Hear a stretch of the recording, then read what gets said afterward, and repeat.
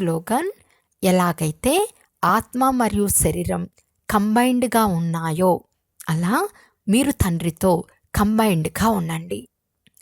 అవ్యక్త సూచన: ఏకత మరియు విశ్వాసం యొక్క విశేషత ద్వారా సఫలతా సంపన్నంగా అవ్వండి. సంఘటనలో ప్రతి ఒక్కరి విశేషతను చూడాలి, విశేషతలే గ్రహించాలి మరియు బలహీనతలను నిర్మూలించే ప్రయత్నం చేయాలి. ఏకత యొక్క సంఘటనను శక్తిశాలిగా చేసే విధి ఇదే.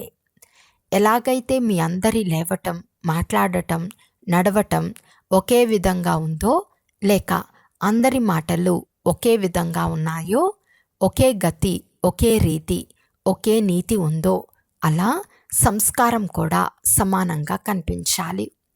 భిన్నత్వం ఉన్న పరస్పరంలో విశ్వాసం ఉంచి అందరి విచారాలకు గౌరవం ఇవ్వండి. ఇదే ఏకతకు ఆధారం. అచ్చా. ఓం శాంతి.